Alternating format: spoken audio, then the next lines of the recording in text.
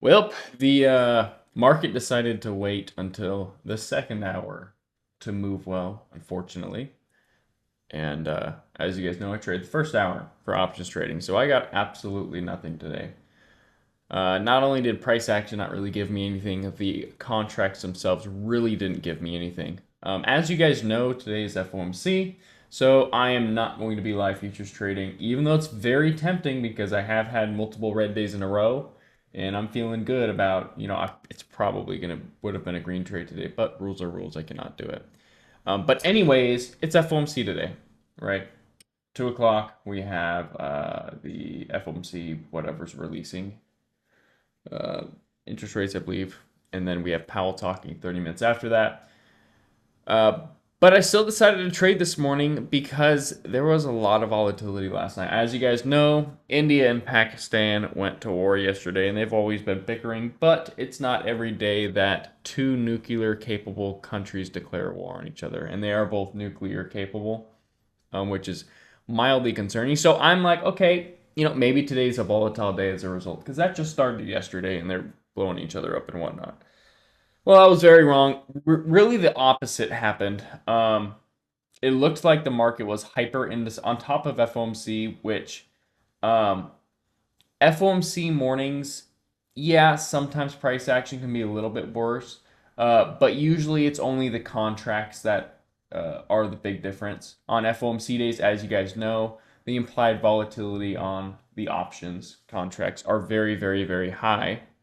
So options don't move as much. It's not so much a price action thing, but today was a big price action thing. We had one of the slowest opens. We had the slowest open we've had in a long time, and I thought Tuesday was bad. Today was rough. And I didn't think it was going to be rough at the beginning from the way it opened. But if we take a look at the pre-market analysis,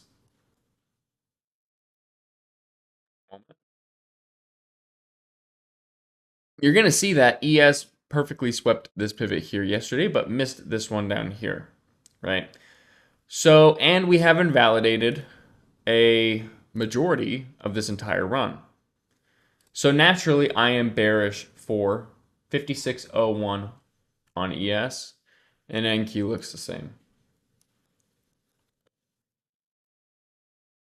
That's how I'm feeling. Sorry, I had to yawn. Okay, so I'm bearish to this level. Doesn't mean, I'm going to be really big on puts or anything. However, on the 1 minute time frame, it's looking like a bear flag. So the market opens, we get a big red candle, and we get a massive green candle. Massive green candle. I almost got baited into calls here. So I was prepared to enter calls on the next candle. If the next candle was even just a little bit green, I'm going to be in calls for the nearest pivot. As you guys know, that's just the way I trade. So 56, 52, 25. And I guess you guys cannot see my screen, but the recording can.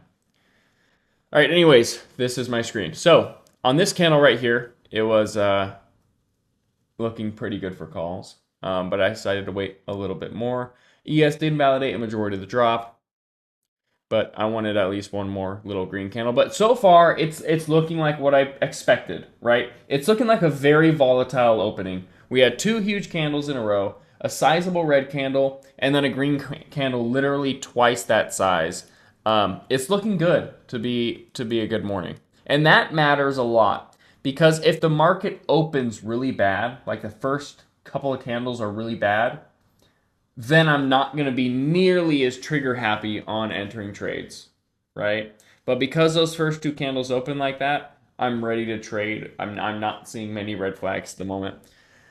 So if I also kind of laid out if this entire green candle invalidates, I would like to scalp it to the lower demands. My pre-market sentiment is bearish, and with the India-Pakistan stuff, I'm totally foreseeing a potential big drop. That's kind of what I was seeing. I didn't really understand why we pumped so hard yesterday on the invasion when India invaded Pakistan. I didn't really understand that. But we did invalidate most of this. There's like no support in these candles. That's kind of what I'm looking for today. I'm looking for like a large drop, right? And based on the open, I was a little bit trigger happy. This is the only kind of questionable trade, this first one here. So I filled, let me actually go to my channel so I don't mess up the timing. But I filled puts on this candle. And unfortunately, I did get a good fill. I filled right here, but I filled at the beginning of the candle because I knew it was going to get new low of day. And really, this was just looking like a small scalp, right? I'm looking to just scalp to the next demand. ES is weaker than NQ. Well, right after I got in, unfortunately, ES swept low of day and then popped back up, which is bullish. It's a bullish liquidity sweep. So let's kind of look at the draw. I was green for a little bit, but it didn't end up really doing anything. It sat there for, 5 minutes in a row, doing absolutely nothing, and I stopped out here. So first loss of the day wasn't a big loss by any means. I forgot what the percent was, but I entered at, let me see. That was the biggest loss of the day, and it was, I'll actually do the math. I entered at 2.8 and cut it at 2.2. 21%. That was the biggest loss of the entire day. So remember that. 21% loss there.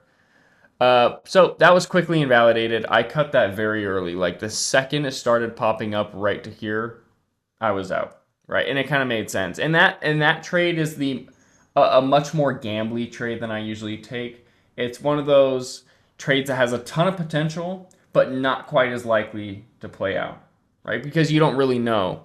Especially when we're in demand. I know it's going to get new low of day, so I know at least for a little bit this trade is going to be green. But I don't know what's going to do after that. I was hoping that at the bare minimum, not only would ES get low of day, but NQ would get low of day as well. And if that happened, it would be decent to trim because ES would at least come down to here, or ideally the demand is what I was targeting. And when we bounce, I'm not going to have really any more bearish sentiment because both ES and NQ put in buy-side liquidity sweeps. And I'm going to be able to have a nice, easy call trade entry here, right? That was kind of the hope. Didn't get it. So with this huge bounce, I'm like, well, that sucks because I still have leftover bearish sentiment because NQ missed low of day.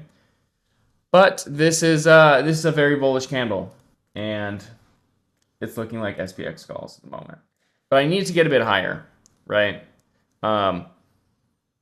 Clearly, we just missed this pivot here on NQ. I want as much confirmation as possible before entering. And this is only a 30-minute supply, and we are in a 3 and a 4 hour demand.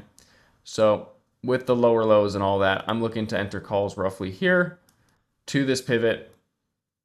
That is indeed what I'm looking for. We end up chopping again, and the chopping doesn't really have much value when you're looking at it in hindsight because you just skip through it. But for minutes on end during open, which doesn't happen during open, this is just like 10 minutes after market open, it's chopping really hard. Right here, for example, you don't usually see after 6:35 the next 1, 2, 3, 4 1-minute candles in a row. Less than 10 minutes after market open, 4 candlesticks in a row are within a 1-minute candle, range-wise. I'm starting to see that here. So that's kind of my first red flag. This morning is not doing what I wanted it to do. But I did end up filling my calls here. I filled it kind of early in the candle again. I got a pretty decent fill. Just a normal trade. And it had potential, but this candle happened. I didn't stop out on this candle. I stopped out on this candle. But this was very, by the way, on this trade, I did say if I stop out, I'm going to enter QQQ puts. I didn't even get the chance, right? Because I knew if I stop out of this, probably going to get QQQ NASDAQ new low of day. I stopped out of those. I entered those at 2.75 and stopped out at only 2.4, which is barely a 10% loss, right? It's 30, it's 35, it's like 12%. Yeah, 12.7% loss. Very, very small loss. So now I'm down by like 133% trade in the day. Not bad. But after I stopped out, because I stopped out pretty much right here. So it put in this buying wick really quick, didn't stop out. Stopped out right when it invalidated. I entered this trade at 2.75, but right here, the calls were at 2.6. And I stopped out 2.4. I'm like, why the hell did these calls bounce like that? Really bizarre. And when it did bounce, it actually hit break even. So you guys could have actually got out of break even. I'm not sure. But now, just basic liquidity analysis. All right. That's a supply rejection. Wasn't a very big supply. This PT is now put to the back of my head as far moved to the side priority wise because now I'm bearish and actually confirmed in for new low of day. And we get this green candle with a selling wick. This is a head and shoulders forming. If the next candle is red, I'm going to enter puts. And the next candle started red, and I already have my puts typed out. The next candle started red. Right when I sent out the alert and I was about to fill, the candle flipped green. It was only red for half a second. So I actually didn't end up filling. And I typed in my channel, what was my exact wordage? I said, oof, candle flip green, don't enter unless it flips red. And that was kind of difficult because that message was like 10 seconds delayed because I need this bounce to invalidate, as you guys know. Like this is a bounce I needed to invalidate to enter, and I'll take it to low of day, then demand. What are the chances that during the morning session we stay within this range? And this is not a big range at all. This is only like 40 ticks on it, 50 something ticks on ES. This is not a big range for market open at all. And by the way, the options are not moving either. So I have to wait, finger on the trigger for this candle to flip back red. It did not happen. So this trade I didn't end up taking, but I did wait on it. Looked like a beautiful head and shoulders. I thought I was going to take it on this candle too. Got so close to taking it. This was a red candle. I thought I was going to get a little bit better of an entry. If it comes back down to here, I'm going to enter. But it put in this buying wick. I'm like, well, NQ swept low of day. If we go back up, like if we get back up to here, I'm going to take one last trade because at this point I've been trading for like 24 minutes. The market hasn't gone anywhere. I've had 2 red trades, one really small and one normal size. This is the last trade I'm taking. And it is by far the most likely trade because look at the lower lows that were established on ES. Unfortunately, this did not get a lower low, but NQ did get lower lows across the board. It's actually a broadening bottom, which is a bullish reversal pattern. And it'll look really good for calls here. And I'm actually decided to go double size. Enter full, not quite full, but nearly full size SPX and nearly full size QQQ calls. And that's what I did. This was by far the best chance I have had this entire morning of getting a very solid trade. Like this is easy. On a normal morning, this trade is beyond easy. So I filled within the candle. I didn't fill at the very top of the candle. Let me see my actual fill. Yeah, it was roughly here. My fill was roughly here. And first PT was ES pivot. I will trim heavily when that happens. I'll trim half of everything when that hits. Second PT is NQ PT. NQ pivot. I'll sell the rest when that happens. Small green looks okay. ES hit. Beautiful. Scaled out. Unfortunately, I only got 7% gains there. I got like nothing. I got like 7 or 8, plus 7 or 8%, and I got plus 11% on QQQ calls. Sold half regardless. Okay, because I'm double size, and keep in mind, don't be double size unless you're willing to take a double size loss, right? It's rare that I kind of do these things, but because I'm double size, pretty much I just took a plus 18% normal size trade right there. So I made back that entire last loss plus a little bit extra. So now I'm down on the day by like one normal size 15% trade. So I will sell the rest when NQ hits PT. And then the shenanigans start. And we chop, and we chop, and we chop. And it doesn't look like much, but the contracts are plummeting. Like it looks like the candlesticks are treading in it's not oxidized water, but what's like the foamy water? Aerated water, aerated. Yeah, aerated is the word. the you guys don't have the options chart up. I would recommend you guys do if you guys have Thinkorswim. But if you're looking at the options chart, it looks like someone that's trying to um, swim in aerated water. It's just not working, and it's just sinking. Every green candle they're bouncing back a little bit, but they're bouncing back less and less. And most of this time, I actually ended up going back into the red on SPX. So at this point, I pretty much just started selling every green candle I was scaling out. Scaled out here in the green. Wasn't at the highest though it's been. Scaled out a little bit more here. Contracts didn't make a new high. They're just barely in the green. Like my sell for the trim was 86 cents on QQQ calls. I got 81 or something here. And then on SPX, I got like 295. And I entered at 285. So like barely anything. Still barely anything. It's going the right direction, doing everything it needs to do. The contracts just are not surviving, and this is when the FOMC stuff started kicking in. So it was pretty frustrating. I ended up fully scaling out on this candle, pretty much. I just didn't even care about the PT anymore, especially because we have these rising wedges here, which you can see, and I did talk about. I was pretty much fully scaled out here. Well, it did end up hitting PT pretty much right after I scaled out, but it didn't make a difference. The highest the contracts got to, right here, I can't actually paste screenshots on TradingView anymore. Anyways, at 657, which was this candle, the highest the contracts got to was 89 cents. Right? I got to sell at 86. That's just when I filled, right? 89 cents was the high right here.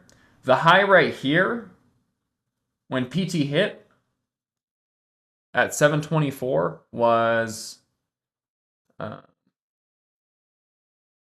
the close of the candle, it was 80 cents.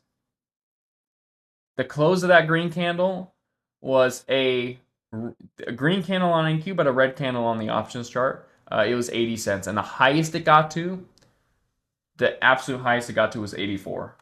So you guys can imagine how annoying that is. It's something that happens on some FOMC days. But again, this FOMC day was a little bit unique because of the war that happened yesterday and this hyper volatility that happened in the markets last night, which was extremely tempting to trade. I did not fold like a launcher though, and I did not trade it. But I attempted trading in the morning like I usually do. The only kind of questionable trade that when I look back, it's like I didn't need to take it, but it was an okay chance to take, was the puts here. Everything else was pretty much flawless trade. I got pretty lucky that I avoided this because if this candle were red for even just an extra 5 seconds, it wasn't even red for like 3 seconds. I would have taken another loss here. But yeah, I did what I could. So I ended up finishing small red by like 110% trade, even though, I was double sized on this setup and it did all my PTs hit just as planned because of the options trading. I just didn't really make much. I thought it was at least going to make like 20%, but it did not. So that was my morning. Was a pretty shitty experience. And of course, right after I leave, then things start happening. This was kind of what I was looking for to happen during the first hour, and it's just luck of the draw. There's nothing you can do, right? I don't know why this drop happened. Let me actually check real quick while I'm here. Twitter news, when this drop happened, roughly 7:30-ish. Stock slide is Apple executive admits efforts to replace Google for AI search. Alphabet sinks 5% as Apple explores AI. So yeah, the market fell because Apple's trying to replace Google, I guess, using AI search in its browser. But that I didn't think it was going to drop for those reasons. I thought something with the India-Pakistan stuff or something about, uncertainty or whatever it is would drop the market. So it looks like it dropped for a completely different reason. Too bad that Apple executive couldn't talk while I was trading. But Yeah, that was my morning. Pretty lame morning, but could be worse. I could be super red or whatever. The amount that I'm red is a fraction of a green trade, so it's fine. Psychology was good. All those things were good. Stop losses were honored. And this is why I don't trade derivatives. You just get screwed over for no reason. Rakai, that only happens sometimes on the FOMC. Options is options to grow a portfolio. Options is much easier to do than futures because you get IV surges when you are correct. The only downside is your psychology has to be better for options because you can just keep trading. But options, it is easier to grow portfolios than it is on futures.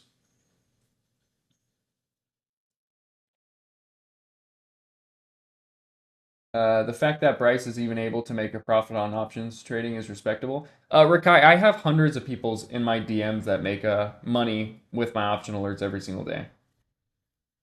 I just had a guy yesterday that said he started following me for 4 days. It was last week, and yesterday's trade. Followed me for 4 days, and his portfolio was up 3x. Is that good sizing? No, but making money options trading is not. It's not hard at all. It's genuinely not hard. You just need to have decent psychology. But anyways, I think it was a compliment. Yeah, it can be taken a couple of ways. But anyway, so we will see what FOMC does. I am going to be trading FOMC to pass evaluations that I bought like a few weeks ago. I'll definitely be able to pass and fail half of them, which is exactly what I'm looking to do. But as far as my live futures trading, it's not going to happen today. I have rules, and not trading on FOMC PAL days is one of those rules. So that was my morning. Do any of you guys have any questions regarding that? I think it was worth to take a chance on the market. Again, I'm usually a lot slower to trade on FOMC, but with the war and news that happened yesterday and the market response to it, um, I thought this morning would be a lot more interesting than it was. So it's whatever.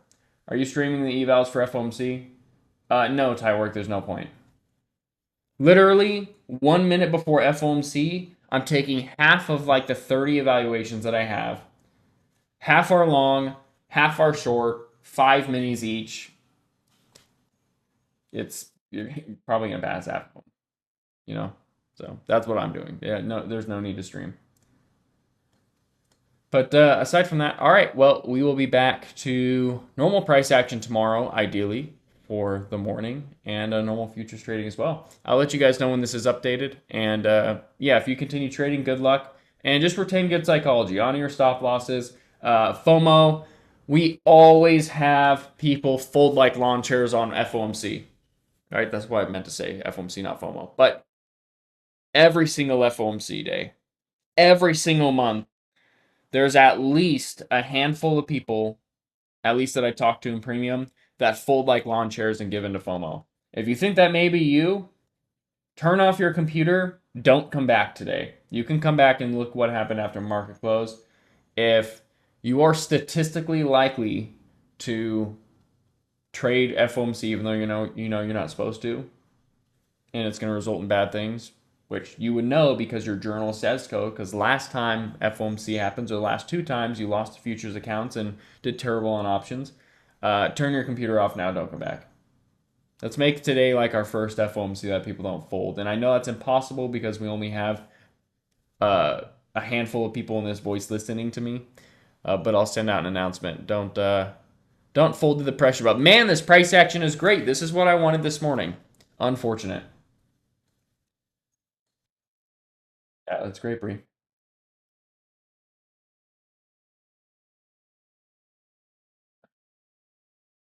That's against Apex rules. No, it is not, Rikai.